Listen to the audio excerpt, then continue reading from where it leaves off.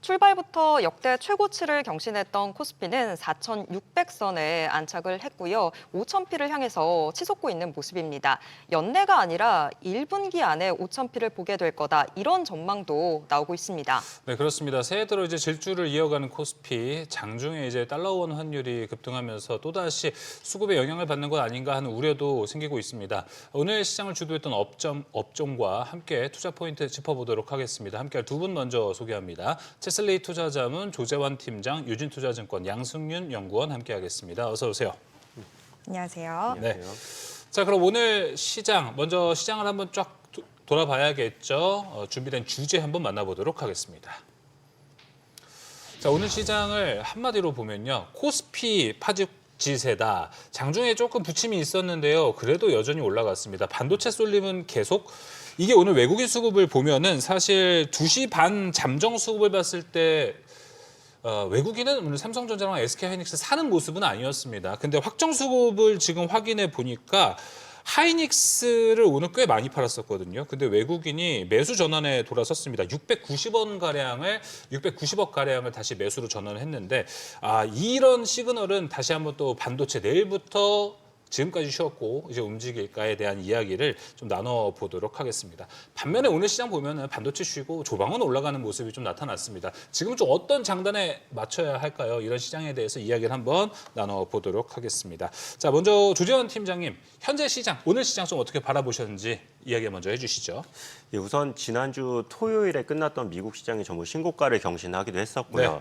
당일날 끝났던 코스피 야간 선물로 1.3%대 상승해서 끝나고 게다가 우리 시장 바로미터인 필라델피아 반도체 지수도 2.7% 상승해서 끝나면서 말씀하셨던 것처럼 오늘 월요일 아침 시장은 반도체 강세로 좀 높이 떠서 시작을 하겠다라고 생각을 했는데 이게 시장이 점점 갈수록 반도체는 상승분을 반납을 했습니다. 맞아요. 우리 시장 지금 2026년부터 총 7거래일 동안 보면은 5거래일 동안은 반도체가 마치 수급의 블랙홀처럼 전부 다 시장의 모든 수급을 다 끌어들였고요. 그러면서 나머지 모든 섹터들이 좀 약했고 지난주 금요일 그리고 오늘까지 2거래일 동안은 반도체에서 수급이 다른 쪽 그러니까 말씀하시는 조선이나 방산 이런 쪽으로 좀 수급이 흘러가는 형태가 아닌가라고 생각을 하고 있습니다. 지금 현재 신용 잔고도 뭐 사상 최고치 28조 원을 넘었고 예탁금도 93조 원이다 이런 이야기가 있는데요. 지금 현재 상태에서 시총 대비해서 신용 잔고를 보면 밴드 거의 하단이기 때문에 신용융자가 높다라고 하는 건 그냥 단순히 수치가 높아진 것일 뿐이고 시장의 체급이 높아진 만큼 신용융자가 그대로 따라갔다. 이 정도로만 좀 이해를 하시면 좋을 것 같습니다. 그리고 아까 앵커님께서 말씀하신 것처럼 2시 정도에 있었던 건 아무래도 나스닥 선물이 좀 급격하게 하락을 한 영향도 좀 있는 것 같고요. 근데 시장 결국 마지막에는 좀 끌어올리면서 결국 신고치를 계속 갱신을 했으니까요. 오늘 시장은 그냥 지난주 금요일과 마찬가지로 반도체 쪽에서 조금 다른 쪽으로 매기가 옮겨가는 하루가 아니었나 이렇게 좀 정리를 할 수 있을 것 같습니다. 나스닥 하락분에 우리나라 시장에 영향을 미친 거는 지금 잘 극복해서 마무리했다고 보시나요? 예, 그렇습니다. 네, 알겠습니다. 시장 지금 체급이 커지고 있다라는 부분이 좀 인상적이었는데 그러면 이게 환율 측면에서도 외국인 수급들 오늘 뭐 매도는 했지만 그렇게까지 큰 금액들을 매도한 건 아니잖아요. 예. 그 측면도 혹시 우리 시장이 전체적으로 레벨업되고 있기 때문에 환율에 대한 영향성도 좀 옅어지고 있는 거다 이렇게 볼 수도 있을까요? 제가 최근에 방송 나와서 그런 얘기를 한 적이 있었거든요. 외국인 시각으로 한국의 시장을 볼 때는 달러 차트로 코스피 차트를 한번 볼 필요가 있다라고 말씀을 드린 적이 있어요. 지금 시장은 그냥 한국인들이 보는 시장 자체는 3천에서 4천 쭉 레벨업을 했지만 외국인들이 보는 코스피는 달러 차트로 전환을 했을 때는 코로나 당시에 고점보다 조금 높은 수준이거든요. 그러니까 외국인들은 아직은 이 한국 시장이 체급이 그렇게 높아졌다라고 생각하기엔 조금 이르지 않을까 생각을 합니다. 그런 측면에서 본다라고 하면 더 올라갈 가능성도 높겠네요, 이거는. 네, 그렇죠. 지금 보시면 증권사들의 올해 코스피 밴드도 보면 5,200에서 6,000까지도 보고 있는 상황이거든요. 정말로 이제는 여의도 자체 내에서도 코스피가 이제는 코리아 디스카운트가 아니라 정상화되어가는 과정이다. 아직 코리아 프리미엄까지는 모르겠지만요. 그래도 정상화되어가는 수준이다라고 여의도에서도 인정을 하고 있는 것 같습니다. 지금 저희 오프닝에서 5,000피 1분기 내에 달성할 수도 있을 것 같다라는 전망들 나온다 이야기했는데 저는 지금 팀장님이 그러면 밴드 어떻게 보시는지 좀 궁금하거든요. 실은 제가 작년 말에 12월 말일자 방송을 나갔을 때 시장이 올해 상반기에 4,500 정도를 터치할 것 같다라고 말씀을 드리고 그 후에 조정이다라고 말씀을 드렸거든요. 근데 3거래일 만에 벌써 4,500을 돌파한 상황이라서 아무래도 이 수준에서 좀 횡보하지 않을까라고 생각은 하고 있습니다. 이 수준 횡보. 자, 그리고 오늘 시장에서 정말 어느 장단에 좀 우리가 발을 맞춰야 될지 모르겠다라고 아까 강앵커도 이야기를 했지만 정말 그랬던 상황인 것 같습니다. 섹터 안에서 장 초반만 하더라도 반도체였었는데 그 이후로는 훨씬 더 방산 섹터들 움직임 강했던 것 같은데 이런 섹터들이 지금 양승훈 연구원님이 다 커버하시는 섹터들이잖아요. 오늘 정말 양승훈 연구원님이 커버하는 로봇도 좋았고 방산, 조선 다 잘 가는 모습들이었는데 연구원님은 오늘 시장 어떻게 보셨을까요? 일단 앞에서 여러 말씀해 주신 것처럼 이제 제가 보고 있는 조선 방산 네. 로봇 다 좀 강세를 이제 보이는 상황들입니다. 다만 섹터 세부적으로 보게 되면 이제 오른 종목들도 있고 네. 좀 정체됐거나 또 빠진 이제 종목들도 있어서 좀 종목별로 편차들은 있었다라고 생각을 하고 있고요. 올해 이제 오늘 방산 같은 경우는 이제 한국항공우주 그리고 LIG 넥스원이 이제 상승세를 보인 반면에 하나에어로스페이스 그리고 현대로템이 좀 주춤하는 이제 모습들이 나와서 근데 이게 뭐 저희가 이제 하루 이틀 가지고 판단할 수 있는 부분들은 그렇죠. 아니고 워낙 이제 지난주까지 방산 쪽에서 워낙 하나에어로스페이스가 크게 상승을 하기도 했었고 조금 이제 갑자기 이제 상승을 하는 그런 이제 피로감들 때문에 좀 정체가 되어 있었고 오히려 이제 넥스원이나 카이 쪽으로 좀 수급들이 쏠린 게 아닌가 이렇게 생각을 하고 있고 뭐 조선도 오늘 이제 현대중공업 그리고 이제 삼성중공업은 한텀 이제 쉬어가는 모습들이 나왔지만 반대로 하나오션이 8% 이상 좀 이제 급등을 하는 그런 모습들이 나와서 조금 이제 섹터 안에서도 좋기는 하지만은 이제 종목별로 좀 편차가 나온 하루지 않았나 이렇게 정리를 해볼 수 있을 것 같습니다. 알겠습니다. 오늘은 LIG 넥스원 한국항공우주가 좀 많이 올라갔었는데 저희가 지난주에 이 증시 인사이트 시간에서 방산 이야기를 그때 또 했었는데 그때 질문이 하나에어로스페이스만 너무 잘 가는데 후속주들이 좀 따라갈까? 오늘 저희가 그때의 흐름을 정확히 맞췄습니다. LIG 넥스원과 한국항공우주가 올라갔다라는 것. 아주 분위기가 좋습니다. 자, 추세를 몰아서 조방원 이야기를 한번 가보도록 하겠습니다. 제2의 전성기가 지금 온 것인지 앞서 말씀해 주신 대로 방산으로 좀 가보도록 하겠습니다. 양승윤 연구원님, 뭐 현재 미국 분위기에서는 2,000조국으로 넘어가는 추세 그리고 세계 각국 방위비가 증가할 거라는 예상도 있었고요.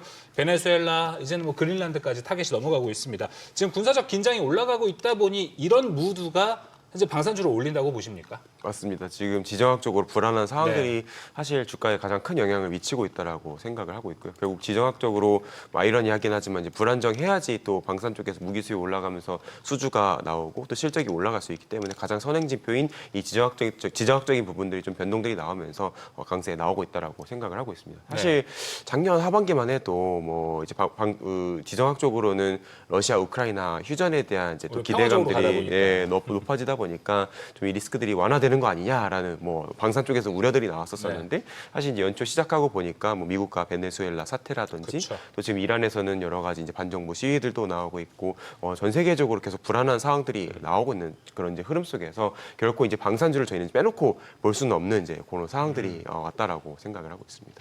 네, 연구원님 최근에 내셨던 리포트에서 이미 평화의 시대는 끝났다라고 하시긴 하셨는데 근데 만약에 지정학적 리스크가 해소가 되면 주가 측면에 있어서는 폭락의 신호탄으로 연결되지 않을까라는 걱정도 있긴 하거든요. 사실 이제 저희가 항상 이렇게 상승을 하면 또 하락에 대한 이제 걱정들이 그쵸. 많이 커질 수밖에 없기는 한데 물론 단기적인 변동성들은 있을 수 있습니다. 반대로 뭐 갑자기 또 러브가 이제 휴전을 한다는 이슈들이 나오면은 이 센티먼트가 다시 하락 반전할 수 있는 가능성들은 충분히 있지만은 지금 결국 왜 전쟁이 터지고 있고 지정학적으로 불안한가를 이제 생각을 해야 되는데 사실 이제 저희가 냉전 이후에 미국이 이제 유일 강대국으로서 이제 부상을 하면서 미국이 세계의 경찰이다 여러 가지 좀 안정을 추구했었던 부분들이 있는데 이제 미국이 오바마 정권 이후로부터 해서 이제 세계 경찰이라고 하는 타이틀을 내려놓으면서 이제 전 세계적으로 좀 힘의 공백들이 발생을 하고 있고 그 힘의 공백으로 인해서 이 이제 지정학적 불안감들이 고조가 되고 있고 근데 지금 뭐 정권이 바뀌어도 뭐 오바마,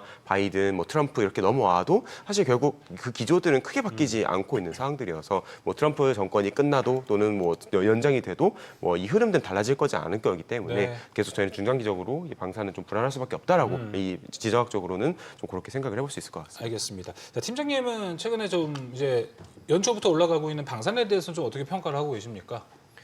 지금 방산주를 생각을 해보면요. 이게 대중들에게 좀 인식이 되기 시작했던 게 작년에 태조 이방원 이러면서 좀 방산주가 조방원. 인식이 되면서 그렇죠.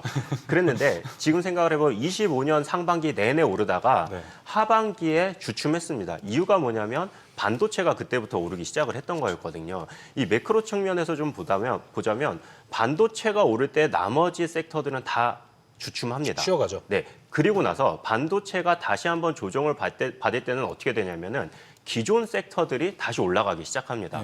과거에도 보면 연초 대비해서 한 500% 올랐던 이스페타시스가 조정을 받을 때는 한 30% 조정을 받고 그 다음에 반도체 섹터가 쉬어가니까 연말까지 2달 동안 40%가 다시 오르거든요. 이번에도 마찬가지일 겁니다. 과거에 가장 가까웠던 주도주였던 결국 조선 방산 같은 기업들이 지금 반도체 섹터가 모든 수급을 끌어당기고 있는 상황에서 반도체 섹터에 조정이 오게 되면 다시 한번 조선과 방산이 올해 26년에 올라갈 거라고 생각을 하고 있습니다. 그런 측면에서 본다면 지금 국내에서 아마 반도체를 갖고 계신 분들이 많을 것 같은데 해지 차원에서 뭐 조선이나 방산 꼭 갖고 있어야겠네요. 예, 그렇습니다. 제가 반도체를 갖고 계신 분이 많다라는 질문을 몇 번 들어봤었는데요. 실제로 작년 하반기에 기관에서 반도체 들고 있던 하우스가 별로 없었습니다. 그래요? 네, 왜냐하면 이게 턴어라운드를 잡아내야 되는데 그 시점에서 기관이 반도체를 들고 있기가 되게 어려운 시장이었기 때문에 작년 하반기에 실제로 시장을 아웃한 하우스가 그렇게 많지 않았었거든요. 그래서 개인들 같은 경우는 뭐 요새 3개월치 월급 땡겨가서 삼성전자 사야 된다 뭐 이런 얘기도 있는데 네. 그런 측면에서 보면 개인들은 삼성전자로 많은 수익을 냈겠지만 기관에서는 최근에서야 이제 좀 포트에 담고 있지 않나 이렇게 보고 있습니다. 네, 알겠습니다. 양승 연구원님은 지금 최근에 방산 섹터를 봤을 때 이상하게 좀 우주항공이 좀 묻어 있으면 더 잘 가는 경향들이 좀 있습니다. 그러다 보니까 이런 추세에서 방산 투자는 좀 어떤 관점이 좋을까? 왜냐하면 예전에는 작년만 해도 재래식 무기만 해도 사실 좋았잖아요. 근데 지금은 이제 또 한 차원 올라가서 또 첨단 기술을 갖고 있는 방산이 나을까? 좀 고민이 되고 있는데 투자 포인트 한번 짚어보시면 좋을 것 같습니다. 말씀하신 것처럼 뭐 연말 연초 우주 기대감들, 뭐 네. 스페이스X 상장 기대감들이 사실 방산주에도 영향들을 미쳤었고 좀 우주 쪽으로 노출도가 높은 하나 시스템이나 한국항공우주가 이제 관련 이유로 인해서 좀 저희는 상승을 했다라고 생각을 하고 있습니다. 말씀해주신 것처럼 우리나라가 또 아무래도 자주포라든지 뭐 전차라든지 상당히 좀 전통적인 무기 체계들이 좀 강점을 갖고 있는 나라다 포는 보니까 세계 최고죠.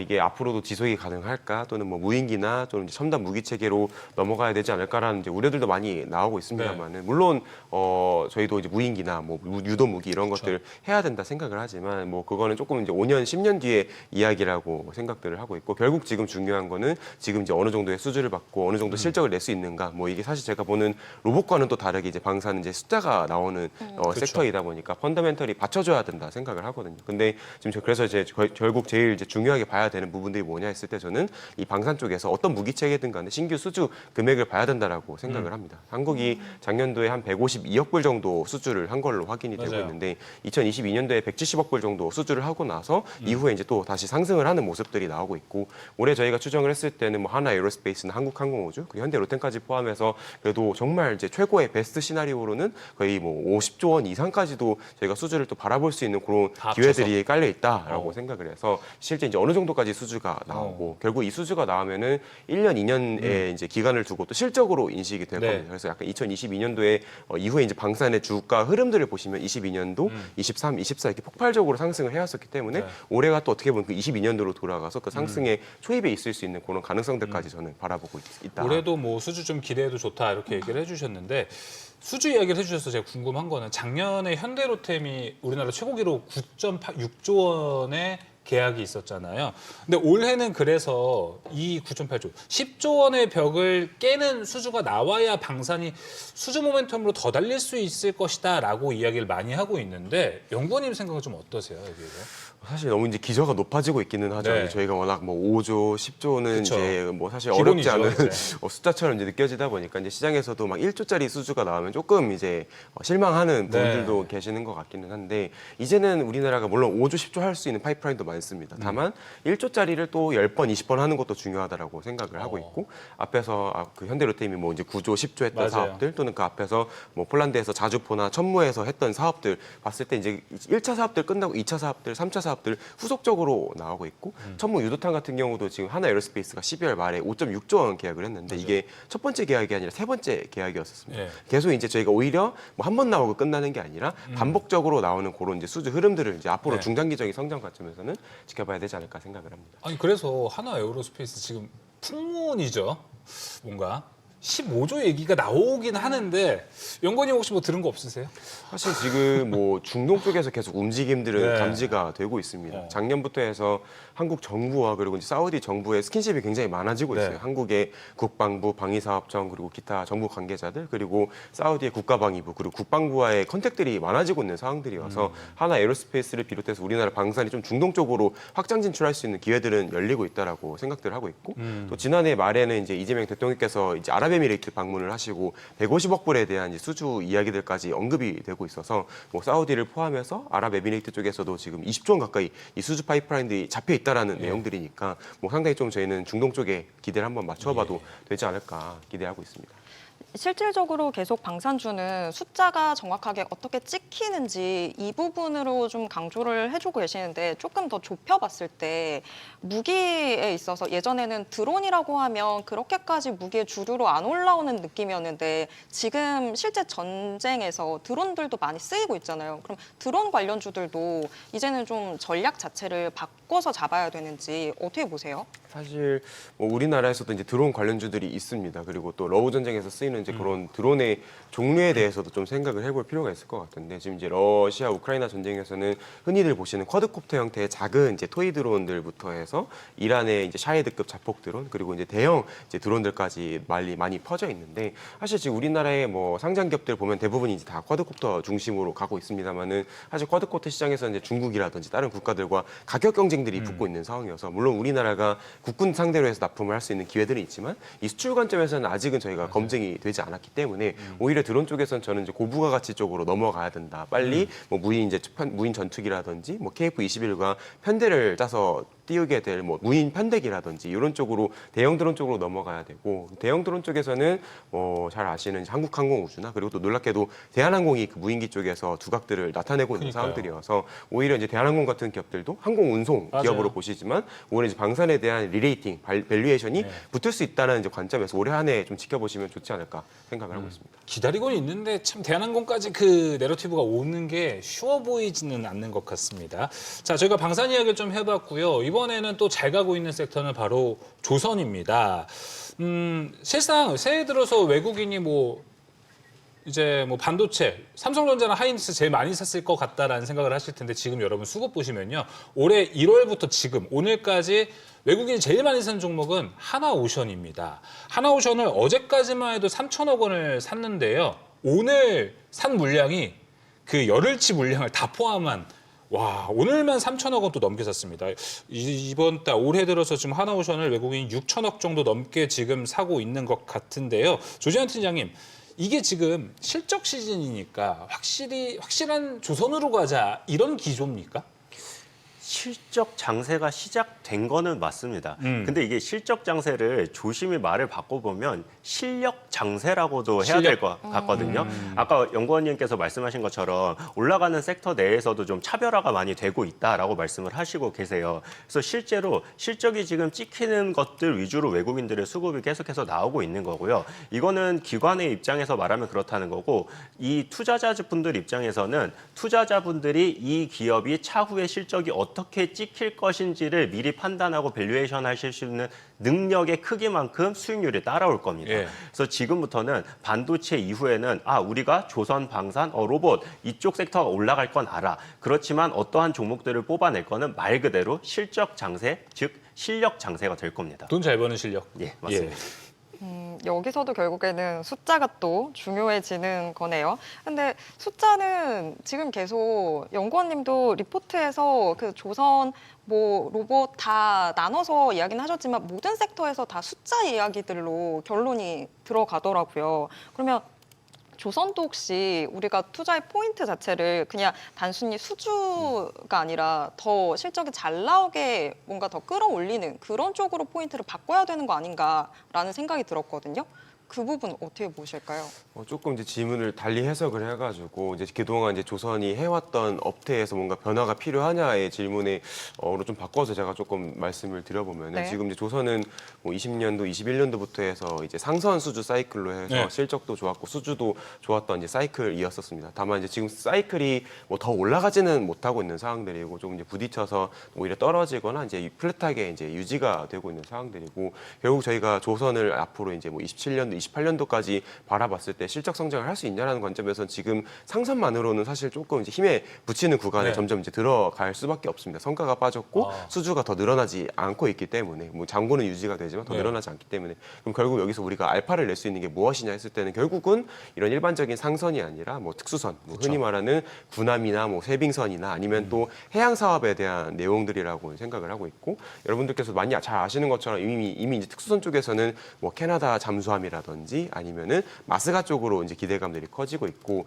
지금 조선이 이제 상선에서는 보통 이익률이 뭐 10%에서 한 15% 정도 보통 저희가 영업이익 기준으로 생각을 하고 있습니다. 다만 이 특수선 같은 경우는 방산에서도 보시면은 영업이익률이 막 30%, 40% 넘는 케이스들이 많아지고 있기 때문에 장기적으로 저희가 이 특수선 수출까지 이어서 본다 또는 마스가에서 본격적으로 이익을 뽑아낼 수 있는 구간에 들어간다고 하면은 말씀하신 이제 그런 실적적인 성장들이 중장기적으로도 저희가 기대해 볼 수 있는 포인트들이 된다 생각을 합니다. 알겠습니다. 양승훈 연구원님한테 조금 난처한 질문이 될 수 있어요. 조선, 방산 둘 다 커버하시잖아요. 올해는 뭐가 좀 더 괜찮을 것 같아요? 사실 뭐 둘 다 기회 요인도 있고 리스크 요인도 네. 있습니다만은 저는 개인적으로는 조금 더 이제 확률이 높다라는 관점에서 방산을 이제 선호를 하고 있고 이게 돈이 바로바로 또 들어오니까. 바로바로 들어오고 수주도 많이 깔려 있고 그렇죠. 근데 조선은 이제 올해 아까 말씀드린 캐나다 잠수함 그리고 이제 마스가 이 두 개에서 반드시 결과를 내야 되는 상황들인데 방사는 이제 그 외에도 뭐 사우디, 뭐 아랍에미레이트, 폴란드, 그렇죠. 미국까지 해서 다양한 국가에서 다양한 사업들 기회가 있기 때문에 저는 방산을 좀 더 선호하고 있습니다. 알겠습니다. 방산, 조선 조금 본다면은 방산이 조금 더 여러 가지 돈이 들어오는 구조가 좀 빠르고요.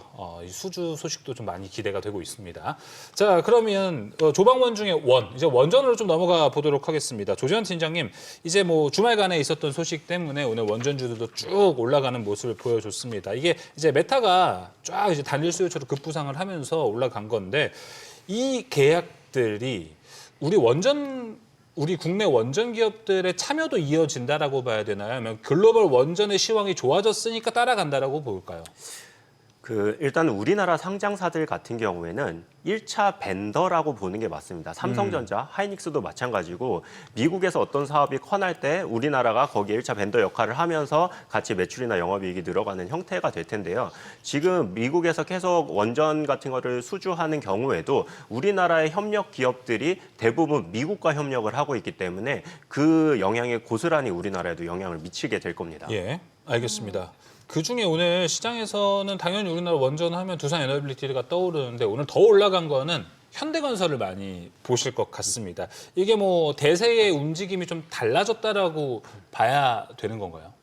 그렇지는 않을 겁니다. 왜냐하면 지금 아까 말씀드린 것처럼 예탁금 자체가 93조 원입니다. 네. 반도체에서 찰실현을 한 수많은 자금들이 어느 섹터로 가야 되나라고 할 때 시장이 조그만 뉴스만 있어도 주가를 확 밀어버리는 상태가 지금 반복이 되고 있거든요.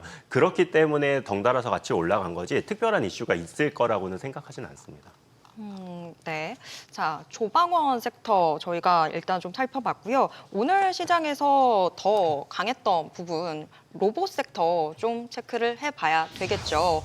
로봇, 그런데 왜 강했던 건지 이 부분부터 저희가 좀 체크를 해봐야 될 것 같습니다.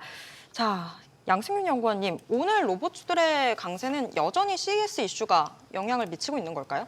네, 아직까지 그 CES에 물이 빠지지 않았다라고 생각을 하고 있어요. 사실 이제 CES라고 하는 게 하나의 모멘텀이라고 생각을 했고 이 모멘텀이 지나가면은 이제 당연히 조정을 받을 거다라고 시장에서도 많이 예측을 하셨겠지만 사실 이번에 CES 내용들이 좀 생각 이상으로 기대 이상으로 좋았다라고 맞아요. 생각을 합니다. 현대차가 보여줬었던 아틀라스를 비롯한 여러 가지 로봇 성과들이 좀 기대감들을 계속 유지시키고 있는 상황들로 보여지고 이게 뭐 단순히 뭐 기술을 공개했다 여기서 그치는 게 아니라 글로벌 탑티업 수준과 비교를 했을 때 손색이 없었다라는 것들이 이제 앞으로의 이 밸류에이션들에 대한 이제 고민들을 키워주는 거여서 뭐 갑자기 주가가 빠진다기보다는 좀 버티면서 좀 시장 분위기들을 보는 국면으로 들어갔다라고 생각을 하고 있습니다. 네, 오늘 또 하나 있었던 이슈를 보면은 HD 현대가 갑자기 정중에서 막 급등을 했습니다. 15%까지 올라갔다가 마감은 이제 11%대로 장 마감을 했는데, 자, 이 HD 현대의 안에 HD 현대 로보틱스가 이제 국내 상장 준비에 들어간다고 합니다. 여러분 지금 알고 계시는 보스턴 다이나믹스랑 아예 다른 회사라고 보시면 됩니다. 거기 나스닥으로 가는 거고요. 이제 로봇주의 또 다른 흐름을 가져오는 것 아닐까 좀 생각이 듭니다. 조재현 팀장님 보셨을 때 근데 이 HD 현대 로보틱스와 현대차가 갖고 있는 지금 보스턴 다이나믹스 뭐가 다른 겁니까? 일단은 로봇하고 관련돼서 큰 그림부터 한번 우리가 따져봐야 네. 될 것 같습니다. 우리나라가 이런 로봇주가 신규 상장, 그래서 이 친구들이 정말로 그러한 기술력이 있는지, 그리고 우리나라가 로봇주를 성장시킬 여력이 있는 나라인지부터 먼저 체크를 하고 넘어가야 될 것 같은데요. 예. 좀 최근 얘기로 해보겠습니다. 일론 머스크가 최근에 우리나라 망할 것 같다라는 이야기를 했거든요. 그 이유가 뭐냐면 인구 고령화입니다. 우리나라가 2025년 기준으로 제조업 종사자가 총 2,900만 명이라는 통계청의 발표가 있는데요. 그중에 자동차 제조업 관련 종사자가 총 7% 정도 된다고 합니다. 7%면 한 200만 명 돼요. 근데 조사를 보면 앞으로 5년 이내에 은퇴를 해야 하는 정년의 인구가 상당히 많다라고 네. 합니다. 그 인구가 14% 정도 수준이거든요. 그러면 200만 명이 14%면 한 28만 명 수준이 되는 거예요. 그러면 지금 환경 자체는 굉장히 숙련된 제조업 인구들이 은퇴를 해야 하는 상황이다. 라는 상황은 갖춰져 있어요. 이게 왜 갖춰져 있냐라고 말씀을 드리냐면 지금 말씀하신 기업들이 다 피지컬 AI를 하려고 하는 기업들입니다. 네. 그러면 피지컬 AI를 실제 산업에 도입을 해서 거기서 많은 데이터들을 뽑아내야 하는데 이러한 많은 제조업 인력들이 빠져나간 자리를 결국은 피지컬 AI가 도입이 될 테고요. 그렇게 도입되는 피지컬 AI를 컨트롤하는 사람들이 그러한 숙련공들이 결국은 될 겁니다. 그래서 이러한 상황, 우리나라가 지금 상황은 되어 있다라고 보고 그리고 또 하나 그러면 우리나라 기업들 방금 말씀하신 피지컬 AI를 실현해낼 수 있는 기업들이 과연 기술력은 있는지 그리고 기술력이 있는데 남들이 알아주지 않으면 아무 소용이 없는 거니까요. 그런 부분이 과연 정말로 기술력뿐만이 아니라 외국의 빅테크들도 인정을 하고 있는지가 중요한 부분인데 최근 지금 아까 자막에 나온 거 보니까 뭐 로보티즈라든가 HL 만두라든가 이런 기업들이 지금 요새 많이 오르고 있는데 보면은 로보티즈 같은 경우는 제가 알기로는 이 손 하나 만드는데 외국의 기업들은 보통 4천에서 5천만 원 들고요. 미국 중국 그리고 중국 같은 경우가 저가형이 2천만 원이랍니다. 근데 한국은 500만 원이거든요. 그런데도 불구하고 기술력이 있는 건 어떻게 확인할 수 있냐? 작년 12월에 새로운 신제품 개발이 나오기 전에 이미 빅테크들이 작년 하반기 시작할 때 전부 다 선발주를 했습니다. 아직 제품이 나오기도 전에. 그러니까 기술력도 있고 빅테크들도 이 부분을 인정하고 있다라고 생각이 되거든요. 지금 무슨 생각이 드냐면 옛날에 우리나라 인터넷이 굉장히 빨라서 인터넷 환경 체크할 때는 전부 다 한국이 테스트베드다라고 네. 하고 달려왔었어요. 지금 피지컬 AI하고 관련돼서 가장 좋은 테스트베드가 우리나라가 되지 않을까라고 생각을 하고 있거든요. 그래서 로봇 산업 같은 경우는 지금 많은 조건이 갖춰져 있기 때문에 충분히 성장할 수 있는 가능성이 있다라고 생각을 합니다. 그런 와중에 나스닥 상장이 고려된다라는 점은 충분히 메리트가 있다라고 생각을 합니다. 네, 알겠습니다. 양순인 연구원님, 이 HD 현대 로보틱스는 HD가 붙었으니까 이게 그 현대중공업처럼 그쪽 계열의 아마 뭐 조선, 용접을 좀 도와주는 그런 로봇, 산업용 로봇이지 않을까 좀 생각이 드는데 현대차 그룹주랑은 완전 다른 로봇이죠? 여기는? 완전히 다르고 이제 또 성질도 많이 다르다고 생각을 합니다. 보스턴 다이내믹스는 이제 휴머노이드, 약간 그쵸. 좀 첨단 로봇을 달리는 회사이고 HD 현대 로보틱스는 좀 레거시한 산업용 로봇에 포커스가 네. 맞춰져 있는 회사인데 사실 또 그렇다 보니까 시장에서는 뭐 현대 로보틱스는 조금 기술력이 떨어진다 이렇게 평가도 하시긴 하지만은 네. 결코 그렇지 않다. 오. 그러면은 환학은 최근에 주가가 왜 올랐냐라는 내용들이거든요. 보스턴 다이내믹스가 최근에 아틀라스를 공개를 했고 상당히 훌륭했고 저도 네. 좋았지만은 또 일론 머스크가 이제 트위터로 이야기를 했던 게 그 여러 가지 공정 작업에 투입돼서 나오는 모습들이 나왔었는데 굳이 저 공정에 휴머노이드를 쓸 필요가 없다. 이미 산업용 로봇으로 가득 차 있다라고 이야기를 하고 있고 결국 저희가 휴머노이드가 기대감은 맞고 기술력으로 뛰어난 네. 건 맞지만 실제 또 산업 현장에서 쓰이는 거는 이제 그런 HD 현대 로보틱스나 그쵸. 뭐 환하게 만드는 산업용 로봇이고 근데 산업용 로봇이 예전처럼 단순히 반복 작업만 하는 것들이 아니라 이제는 이후에는 AI가 더해지면서 조금씩 이제 피지컬 AI를 또 구현하는 그런 로봇들로 넘어가고 있기 때문에 이제 환학도 강세를 보였던 예. 만큼 HD 현대로보틱스도 전통적인 산업용 로봇에서 뭔가 AI를 붙여서 피지컬 AI를 구현화하는 로봇 라인업으로 확장한다고 하면은 충분히 기대를 해볼 수 있는 회사라고 생각을 합니다. 예, 알겠습니다. 오늘 로봇주들이 올라간 모습 보면은 사실 뭐 레인보우 로보틱스, 로보티지 이런 메인 종목들이 크게 움직이기보다는 오늘 뭐 TXR 로보틱스, KH 바텍이 로봇주 밸류 받으면서 오늘 뭐 상한가 가는 모습도 보여줬습니다. 연구님, 그래서 좀 궁금한 게 최근에 자동차 부품주들이 로봇 밸류를 받아가잖아요. 근데 KH 바텍이 사실 여기는 이제 힌지 만드는 곳인데 여기가 오늘부터 뭐 우리 레인보우 로보틱스 납품한다라고 로봇 밸류를 받아가는 것 같습니다. 이쪽 스마트폰 부품 쪽에서의 로봇 신사업 평가 좀 어떻게 하세요? 사실 이게 로봇이라고 하는 게 저희가 로봇이 되게 특별한 거고 뭔가 새로운 것처럼 보이시지만 사실 하나의 기계입니다. 네. 기계고 또 기계공학적인 요소도 있지만 전자공학적인 요소도 있고 정보공학적인 요소들이 다 믹스가 되어 있는 융합 학문이다 보니까 예. 사실 이제 저희가 흔히 알고 있는 액추에이터, 감속기 이런 부품들도 당연히 쓰이는 거고 전기전자 부품에서 쓰이는 그런 힌지라든지 여러 가지 뭐 기판이라든지 이런 것들도 당연히 쓰이는 거고 반도체나 배터리 이런 것들이 다 쓰이는 그런 산업이기 때문에 이제 앞으로 지금 저희가 이제 올해 예상을 하는 거는 올해 1차적으로 자동차 부품사들이 기계 관점에서 주목을 받았다. 그러면 그 이후에는 이제 전기적 관점에서 여러 가지 뭐 이번에 KH 바텍 같은 이제 그런 새로운 또 기업들이 이제 발굴이 될 거라고 생각을 하고 있고 그와 동시에 뭐 배터리라든지 아니면은 이 반도체 쪽으로도 이 시장 기대감들이 계속 돌아가면서 확산될 수 있는 포인트들은 올해 좀 다소 좀 기대해 볼 수 있다라고 생각을 하고 있습니다. 네. 네. 로봇 섹터까지 저희가 이야기를 나눠봤고요. 오늘 시장에서 조금 약했던 부분도 체크해 보도록 하겠습니다. 화면으로 확인을 해볼게요. 네, 일단 이벤트는 다가오고 있는데 제약 바이오주 오늘도 사실은 뭐 큰 움직임들 오히려 하락 쪽으로 가는 모습들 나타났던 상황이다 보니까 맞아요. 대체 왜 이 이벤트 영향을 못 받는 걸까? 마음만큼 쉽지 않죠. 지난주부터 계속 스케줄을 따라가야 된다 이런 이야기들을 했었잖아요. 그대로 가지는 않는 상황이 되고 있어서 제약 바이오 테마도 한번 좀 저희가 좀 보도록 하겠습니다. 자, 일단 조재현 팀장님, 정말 제약 바이오주는 대체 언제쯤 움직일까? 저 이게 가장 궁금하거든요. 지금 작년 12월 생각하면 가장 많이 나왔던 얘기가 반도체 인버스라는 얘기 나왔습니다. 반도체 인버스 하면 어떤 섹터냐? 바이오 섹터. 반도체가 떨어질 때마다 바이오가 힘을 받았었거든요. 근데 그거는 단순히 반도체가 빠지기 때문에 수급이 옮겨갔다라기보다는 금리 인하 시기의 트로이카 중에 하나여서라는 생각을 합니다. 아무래도 금리 인하가 그쵸. 되면 가장 많이 오르는 쪽이 결국은 바이오 섹터이기 때문이니까요. 그리고 지난번에 CES가 있기 전에 관련 산업들이 어떤 발표가 나올지 살짝 관망세가 있었거든요. 그거랑 마찬가지로 오늘부터 시작되는 컨퍼런스로 인해서 제약 바이오 관련해서 과연 어떤 아이들이 실제로 숫자가 찍힐지 아닐지를 관망하는 시기다라고 생각을 하고 있습니다. 그래서 이번 컨퍼런스가 끝난 이후에는 다시 조선이나 방산처럼 바이오주도 금리 인하의 영향을 그대로 받아서 올해 26년에 주도 섹터가 되지 않을까라고 생각을 하고 있습니다.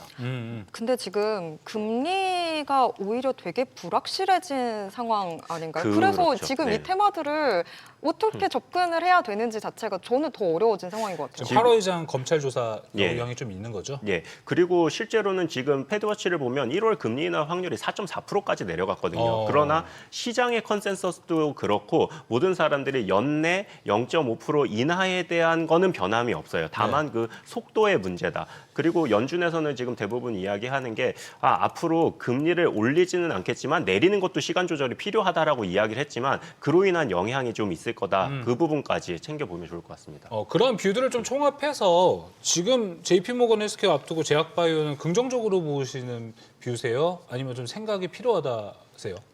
지금은 조선 방산이 먼저 오르고 와, 그 이후에 진짜요? 바이오가 뒤따라서 오르지 않을까라고 생각을 합니다. 왜냐하면 금리 인하는 벌써 26년 말까지 가는 흐름이기 때문에 바이오는 장기시 계열로 보는 거고요. 조선 방산은 당장 눈앞에 있는 실적들이 찍히는 거에 따라서 주가가 반응을 할 거기 때문에요. 한정된 자금을 갖고 투자를 한다고 한다면 우선은 조선 방산이 맞습니다. 네, 알겠습니다. 지금 UBS 매도 리포트 알테오 좀 반박하고 있고 이런 추세도 있는데 이거는 지금 앞서 하신 큰 얘기에 포함이 되는 거죠? 결국 모든 재료에 우선하는 건 수급이기 때문에요. 그런 내용을 우선시하는 게 맞다라고 봅니다. 제약 바이오주 정말 쉽지가 않네요. 네. 좀 어떤 식으로 움직일까 궁금했었는데, 자, 저희가 섹터들은 좀 봤는데, 앞서서도 저희가 쏠림 이야기를 하긴 했는데, 코스닥도 저희가 좀 짚어봐야 되는 문제 같긴 하거든요. 코스피는 계속해서 분위기 좋지만 코스닥은 제대로 따라가지 못하는 상황이다 보니까 팀장님, 저 코스닥은 어떤 식으로 움직일지, 언제쯤 움직임이 좀 나올지 이 부분도 여쭤보고 싶어요. 우선 지금 코스피가 올라가는 동안 코스닥이 왜 못 올라갔나를 한번 봐야 될 것 같습니다. 일단 미국 시장이랑 조금 비교를 해서 봐야 될 것 같은데요. 나스닥 같은 경우는 한 해에 상장되는 종목 대비 상폐되는 종목을 비교를 해보면요. 상장이 150개 정도, 상폐가 790개 정도 됩니다. 상폐가 5배 더 많아요. 근데 한국 시장 코스피나 코스피 최근 코로나 이후 6년 동안 상장된 거랑 상폐된 거랑을 보면 상장된 종목이 상폐된 종목보다 4배 이상 많습니다. 이건 무슨 얘기냐면 코스닥 시장은 그만큼 상장하긴 쉽지만 상폐되긴 어려운 시장이다. 이런 얘기가 있고요. 미국 나스닥 같은 경우는 한 해에 회전율이 68.5%입니다. 10개의 주식이 있으면 한 해 동안 한 6개에서 7개 정도만 샀다 팔았다가 되는 건데 한국 같은 경우는 지금 회전율이 200%가 넘거든요. 그리고 코스닥의 주가들은 개인들의 평균 보유량이 1.1개월뿐이 아닙니다. 이러한 인식 차이 때문이라고 생각을 합니다. 지금 정부 정책으로 많은 부분들이 개선을 해나가겠다라고 하고는 있지만 실질적으로는 이런 인식 개선이 있어야 될 거라고 생각을 하고요. 지금 언제 올라갈 거냐를 생각을 해보면 트럼프 대통령 1기 시절을 생각을 해보면 될 것 같습니다. 27년 트럼프 대통령 1기 때 1분기부터 3분기까지 코스피가 18% 오르는 동안 코스닥은 3%뿐이 못 오릅니다. 그런데 코스피가 움직임이 멈추면서 매기가 코스닥으로 넘어가거든요. 그러면서 4분기 동안 3개월에 코스피가 3% 오르는 동안 코스닥이 22% 따라서 오르게 됩니다. 그래서 지금의 시장은 코스피에 어느 정도 조정이 생기는 시점, 코스피가 약해지는 시점부터 코스닥이 불을 뿜지 않을까 이렇게 생각을 하고 있습니다. 코스피가 좀 힘이 약해져야 그제서야 코스닥도 힘을 받게 될 거다. 이렇게 이야기를 정리를 해보도록 하겠습니다. 양승윤 연구원님, 사실 앞서서 조선방산 둘 중에는 비교를 해주셨는데 사실 커버하시는 게 로봇까지도 있잖아요. 세 개 중에서 딱 하나의 섹터를 고른다라고 하면 어딜 고르시겠어요?